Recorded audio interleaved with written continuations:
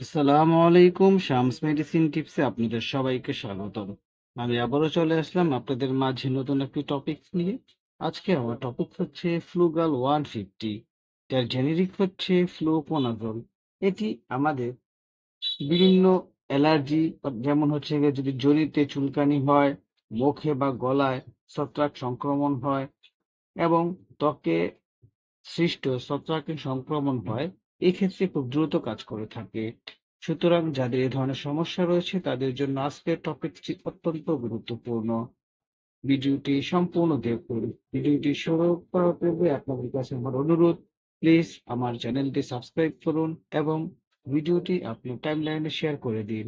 এর মাধ্যমে আপনি যেমন উপকৃত হতে পারেন, অর্থাৎ যদি কোনো সমস্যা থাকে তাহলে, অথবা আপনার প্রিয় মানুষগুলো যদি এ ধরনের কোনো সমস্যা থাকে তাহলে তারাও এর মাধ্যমে উপকৃত হতে পারবে।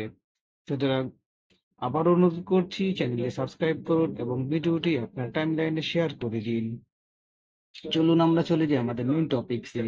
ফ্লুগাল 150 হলো একটি অ্যান্টিফাঙ্গাল ওষুধ যার সক্রিয় উপাদান হচ্ছে ফ্লুকোনাজল। এটি অ্যাজল অ্যান্টিফাঙ্গাল শ্রেণীর ওষুধ এবং সাধারণত বিভিন্ন ছত্রাক সংক্রমণের চিকিৎসার জন্য নির্ধারিত হয়, বিশেষ করে ক্যান্ডিডা প্রজাতির কারণে সৃষ্ট।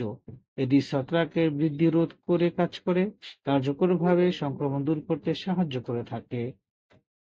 বন্ধুরা, এই পর্যায়ে আমরা জানবো যে ফ্লুকাল 150 এর ব্যবহার। প্রথমে রয়েছে জুনি ক্যান্ডিয়াসিস। জুনিতে একটি ইস্ট সংক্রমণ যা চুলকানি, স্রাব এবং অস্বস্তি সৃষ্টি করে। সেই ক্ষেত্রে ফ্লুকাল 150 খুব দ্রুত কাজ করে।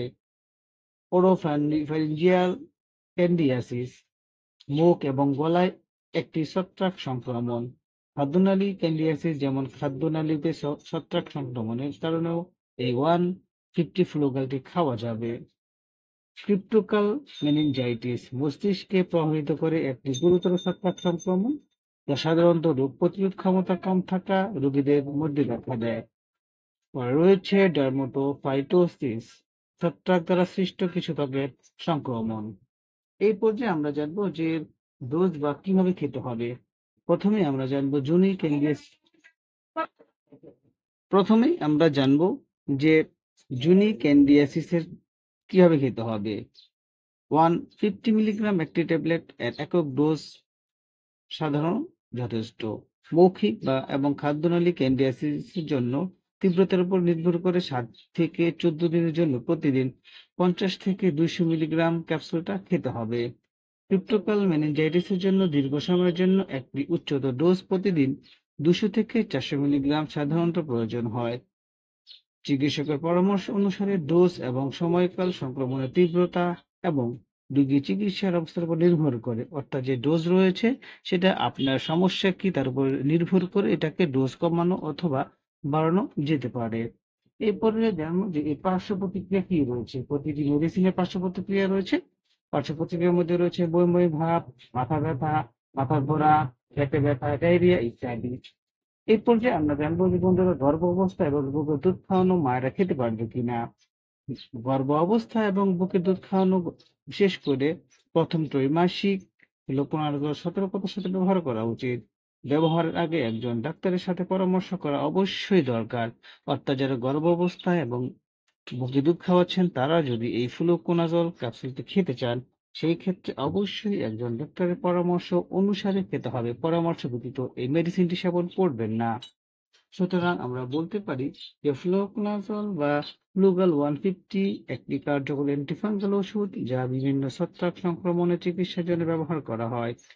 উপযুক্ত নির্দেশিকা এবং নিরাপদ ব্যবহারের জন্য ফ্লুগাল 150 শুরু করার আগে সর্বদা একজন স্বাস্থ্যসেবা পেশাদারের সাথে পরামর্শ করুন। প্রয়োজন বোধে আপনি একজন বিশেষজ্ঞ ডাক্তার অথবা আপনার পাশে যে স্বাস্থ্যসেবা কর্মী রয়েছে তার সাথে আলোচনা করে এই মেডিসিনটি সেবন করতে পারেন। ফ্লুগাল 150 সম্পর্কে কোনো কিছু জানা থাকলে আমাদেরকে কমেন্টস করে জানিয়ে দিন। আমরা আপনাদের কমেন্টকে যথাযথ উত্তর দেওয়ার চেষ্টা করব। ভিডিওটি ভালো লাগলে এবং উপকারী মনে হলে বন্ধুদের সাথে শেয়ার করে দিন।